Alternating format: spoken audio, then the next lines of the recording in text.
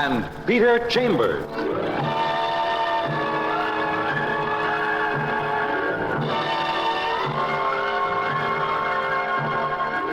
Created by Henry Kane, transcribed and starring Dane Clark.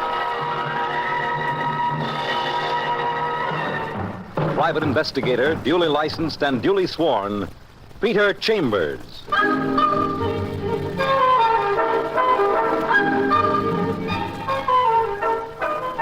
You're a private eye. That's your business. Anything else, that's for laughs. No laughs now because you're working on a case, and the case happens to involve a little matter of murder. And there ain't no laughs in murder, despite the Broadway playwrights and arsenic and old lace. There just ain't no laughs in murder nohow. Your client is an insurance company that stands to lose 300,000 solid simoleons, and you're down at headquarters at the office of a good friend by name of Detective Lieutenant Louis Parker. Frank Reed, wealthy manufacturer of dolls, senior partner in the firm of Reed and Carson, dead by reason of an infusion of bullets in the office of his factory on 23rd Street. Happened last night at 10 o'clock. Now, what's your interest, Peter Pan? I've been hired by the insurance company, Louis. Huh? What insurance company? Samson Indemnity. Insured Frank Reed for $150,000. Double indemnity, which is $300,000 in case of accidental death. Frank Reed's brother is beneficiary under that policy. Correct. Gent by name, John Reed. Quite a guy, this John Reed. Poet, dreamer, highly sophisticated hunk of nothing. Look, Louis, this guy stands to pick up 300,000 big ones. Frank took out that policy only 4 days ago, paid one premium. The company's going to get stuck, and get stuck heavy. Exactly why have you been hired, Pete? Well, overall, to help solve this murder.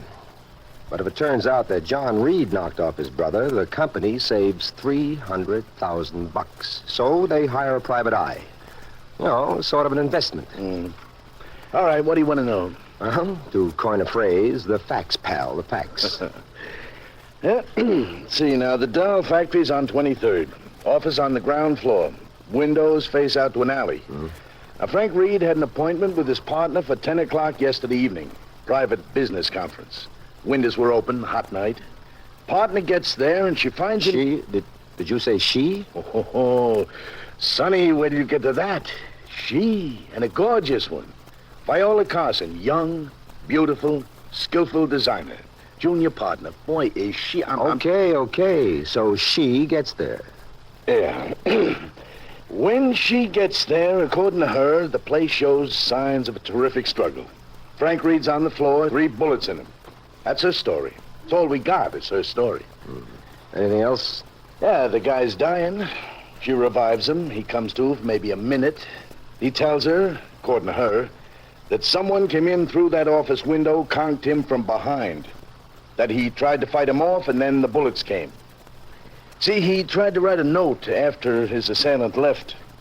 Then this Frank Reed dies in her arms, and clutched in his hand is a note. You got the note? Yeah, right here. Yeah, take a look. See, the cufflink is... That's the entire note? The cufflink is? Yeah, that's right. The cufflink is. Notice the scrawl at the end there. His strength gave out. He was trying to tell us something, but Lord knows what. Was he wearing cufflinks? Yeah, he was. Any connection? None that we can figure out. Petey, why don't you go down there and look over, as they say, the scene of the crime? Factory's closed, but the office is open, and that gorgeous partner of his is there. Well, you talked me into it, pal. I'll join you there a little later. Swell. Oh, by the way, Louis, any special suspects? Well, if it wasn't some kind of ordinary holdup, the only ones with any interest is John Reed, this partner, Viola Carson, and then there's John Reed's wife, Linda. Oh, and a guy she's kind of stuck on, a dancer by the name of Salvatore Cortez. Here, let me rustle up some of the details for you. You see, this John Reed is married to a haughty, kind of high-type dame.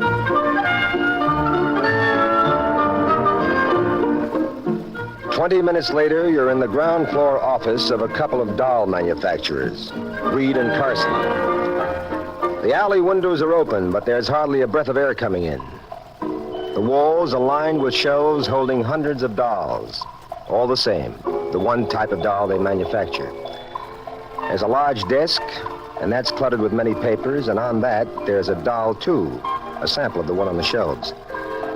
But seated at the desk is a real doll. She's wearing a man-tailored suit, but man-tailoring or no, this one's all woman. Blonde, blue-eyed, with soft rose-petal lips. She stands up, and the figure she displays adds a sparkling new interest to the matter at hand. Yes? What is it, please? Are you, Viola Carson? Yes, I'm Miss Carson. Miss Carson. That doesn't hurt either. You tell her who you are and why you're here, and she smiles and dimples and cooperates splendidly in the question and answer routine. She corroborates most of the facts that Lieutenant Parker gave you. And that's about all I know, Mr. Chambers. Did you read that note that he had in his hand? Yes, I did. The cufflink is, and then a scrawl. He just couldn't complete it. Any ideas on that? No, sir. None. I noticed that with that lovely blouse of yours that you wear cufflinks, too. Yes, at the moment, I'm wearing cufflinks. Now, you say you were to have a business conference with Frank Reed for 10 o'clock last night. Isn't that an unusual hour for business conferences? Well, Mr. Chambers... I wish you'd call me Pete. Why? Well, people I like them to call me Pete. And I like you, Viola. Quick like that? That's me, quick as a bunny. Well, and we have the same natures. I'm rather precipitate in my likes and dislikes, too. Well, how do you precipitate with me? I like you. Well, then, before we start talking about cocktails and candlelight, let's get back to the detective and suspect routine. Shall we, Viola? It's your party, Peter.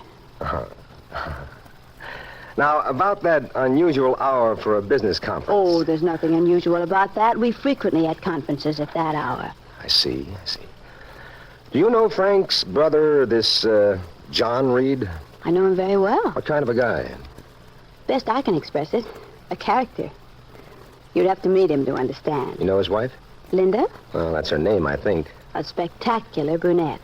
Hmm? And one I hope will never call you Pete. Well, from what I hear, there's small chance. From what I hear, she's got a guy other than her husband whom she loves to call by his first name. Salvatore Cortez. You know him, too? He's a flamenco dancer at the Bongo Club.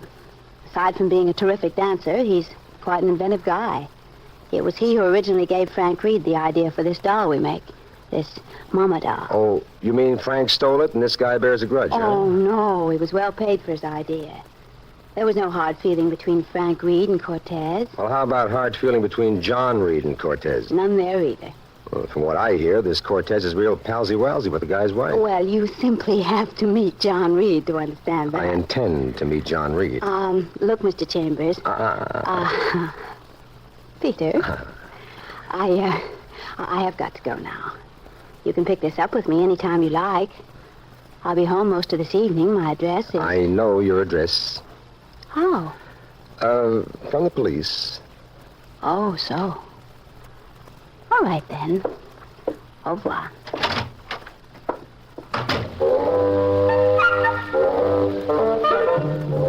You'd have loved to have gone with her, but you've got work. You mess around looking the place over. You take a doll off the wall shelf and you handle it.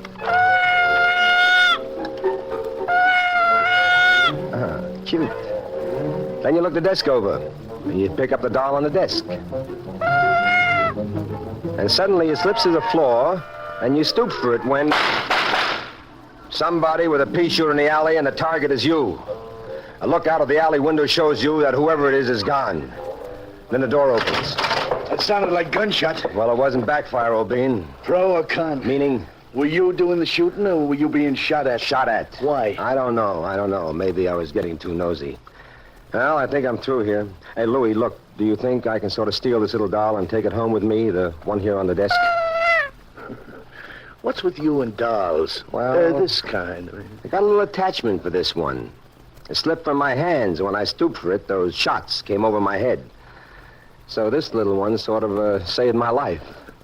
Sure. Anytime you need a carriage or maybe a tricycle or something, just call on old Louie.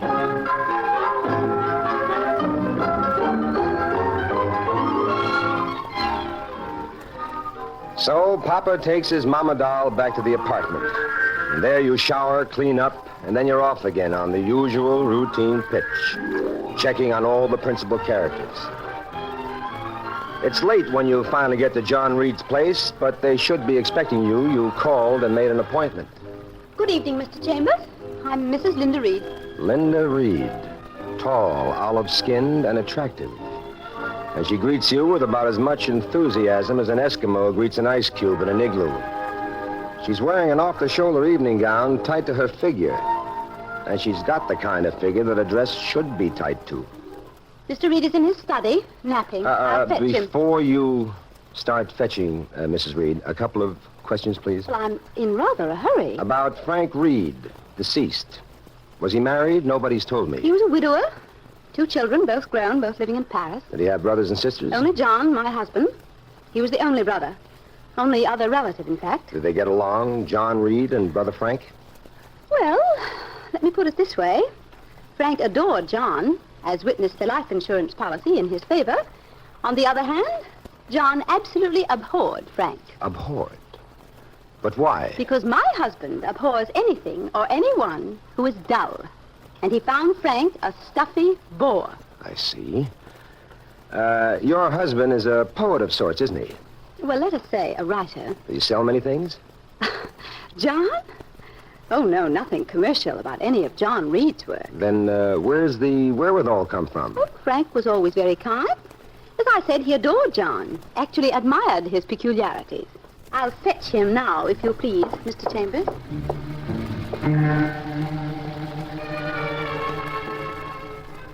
She goes down a corridor and disappears.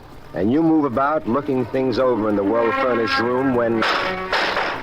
And you start going in the direction of the shots.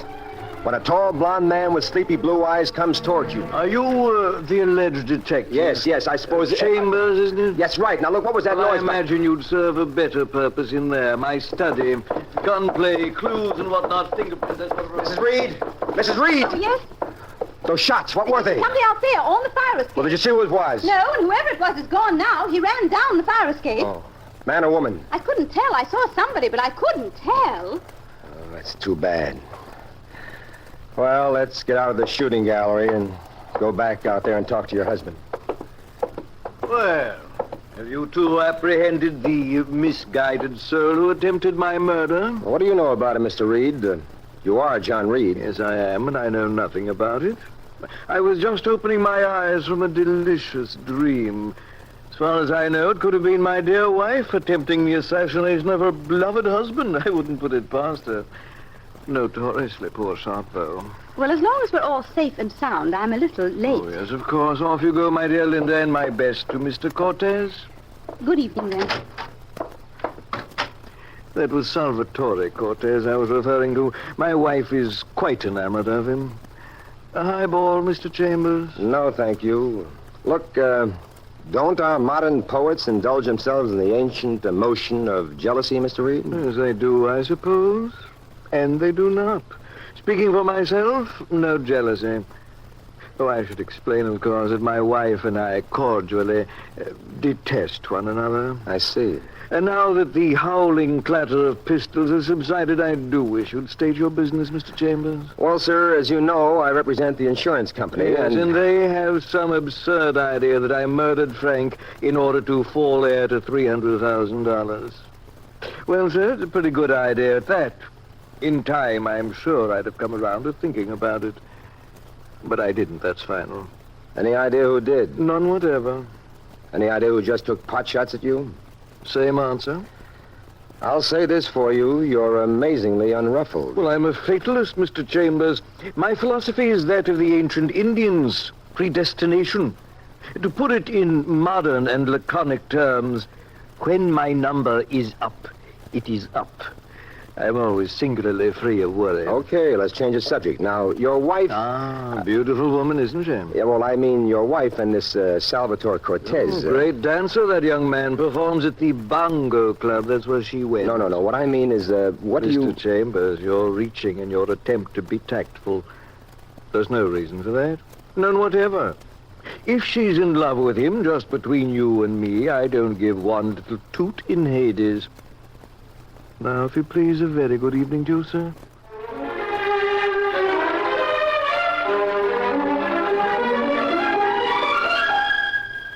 Next stop, the Bongo Club. From there, you phone to Viola Carson that you'll see her later. And then you lap up some scotch at the bar, and you watch this Salvatore Cortez perform. The guy's dark, slender, and graceful, wrapped up in tight black pants and a white silk shirt and banging his heels against the floor like he's sending out Morse code messages.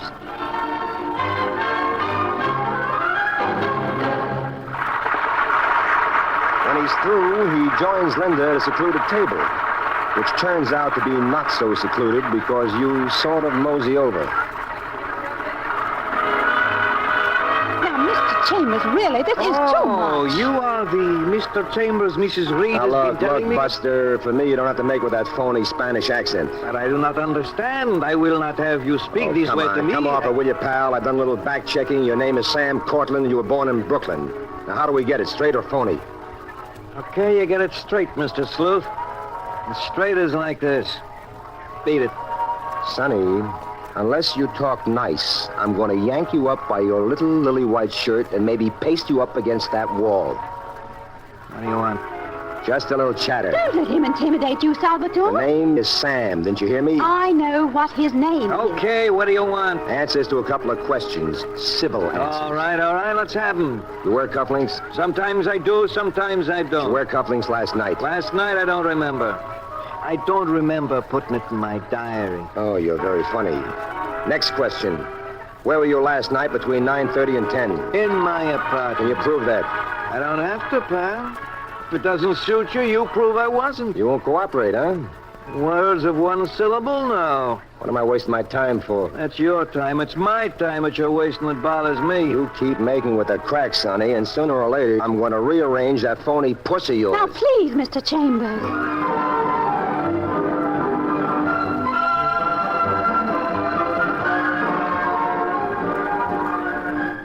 You grab a cab to Viola Carson's place. And a cute little hideaway she's got. Terrace and stuff. Exactly the spot for cocktails and candlelight. And she's most gracious. Oh, won't you sit down, Peter? Is there anything new on Frank's death? Any clues? Any ideas? Well, there is something beating around the back of my head, but I can't put my finger on it. It's a funny case. Somebody running around taking pot shots at everybody, even me. Please sit down, Peter. All right. Ah, good. Wait, I'll take that doll off the chair. It's one of ours. That's it. What? Sweetheart, I think I've got it. Where's your phone?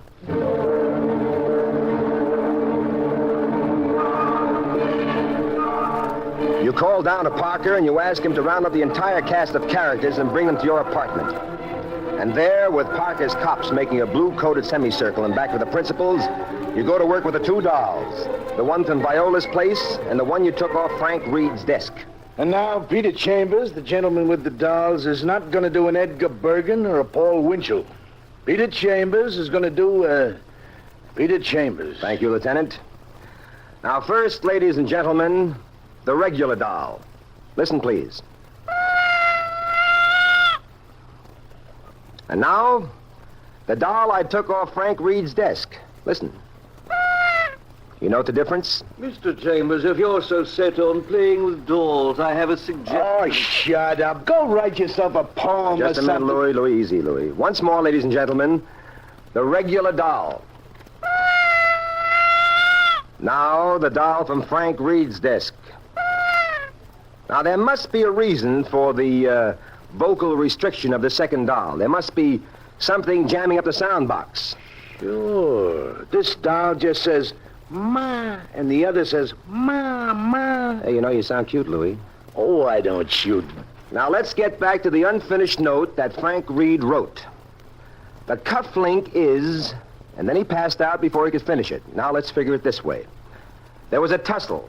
He tore off his assailant's cufflink, and he put it somewhere. And he tried to write out a note as to just where he did put it, so that the killer would be identified. Now, it's my hunch that it's in the innards of this doll. So, I unscrew the head, And I dig in, like so. And I come up with a cufflink with initials SC. SC for Salvatore Cortez, or even for Sammy Cortland. What about that, Sammy?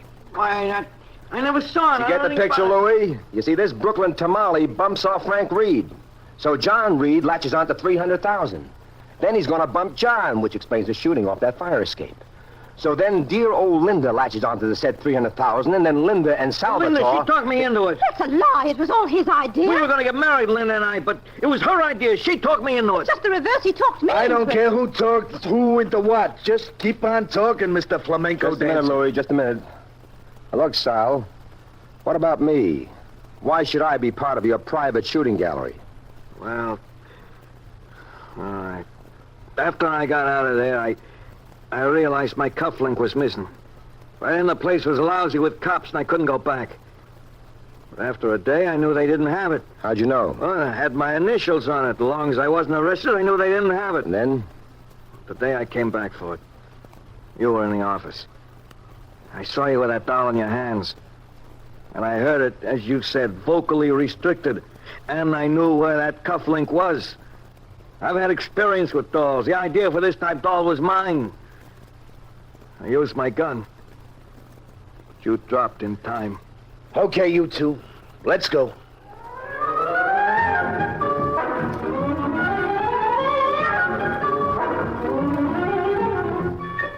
And so Parker links up with his culprits and heads for downtown. And you link up with the lovely Viola Carson and head for, cocktails and candlelight. And there you've had Crime and Peter Chambers.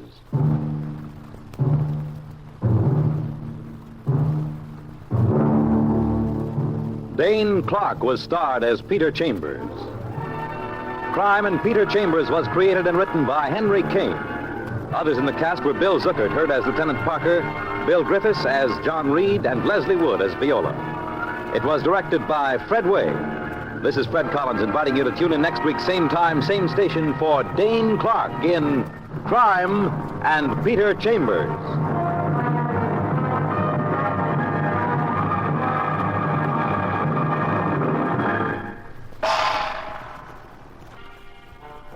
This is the United States Armed Forces Radio and Television Service.